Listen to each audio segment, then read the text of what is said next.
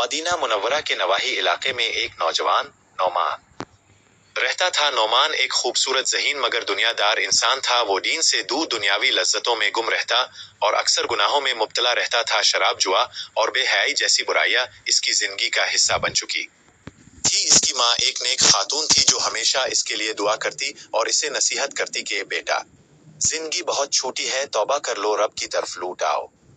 मगर नौमान हमेशा हंसी में टाल देता, माँ, अभी तो जिंदगी पड़ी है, तौबा बुढ़ापे में कर लूंगा।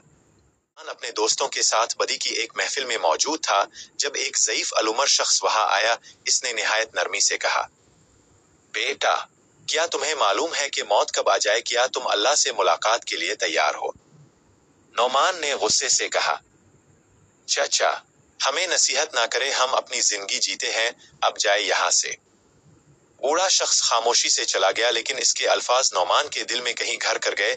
इस रात जब नौमान सोने गया तो एक खौफनाक ख्वाब देखा। ख्वाब में इसने खुद को एक अंधेरे में पाया जहां हर तरफ आग थी और एक बुलंद आवाज आ रही थी, ए नाफरमान, तेरे लिए आज कोई बख्शिश नहीं। वो चीखा, रोया, मुआफिया मांगी, लेकिन हर तरफ सिर्फ अंधेरा और अजाब था। अचानक इसकी आंख खिल गई। पसीने में शराबूर लरसते वजूद के साथ वो बिस्तर से उठा माँ के पास गया। माँ, मैंने बहुत गलतियां की, मुझे मुआफ कर दो और मुझे अल्लाह से मुआफी मांगने दो। माँ की आंखों से खुशी के आंसू बहने लगे।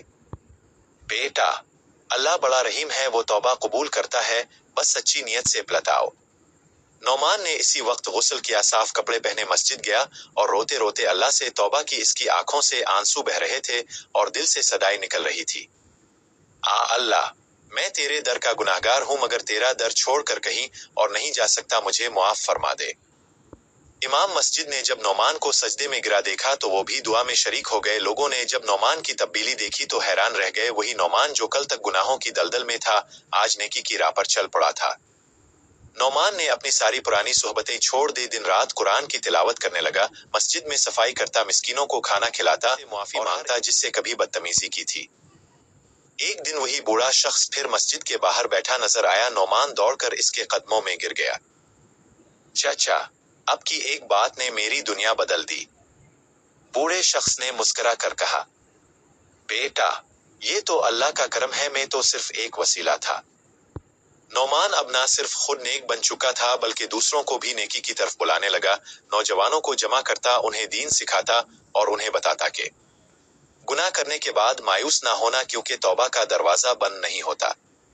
कुछ महीने बाद नौमान हज के इरादे से मक्का रवाना हुआ। सामने खड़े होकर इसने अपने रब से फिर एक बार तौबा की तजदीद की। नौमान अब ना सिर्फ खुद नेक बन चुका था बल्कि दूसरों को भी नेकी की तरफ बुलाने लगा। ए अल्लाह, जिस दिन तो मुझे बिला ले, मैं चाहता हूँ कि मेरा दिल तेरा हो, मेरी जुबान तेरी हम्द करे और मेरी रूह तेरे कदमों में झुक जाए।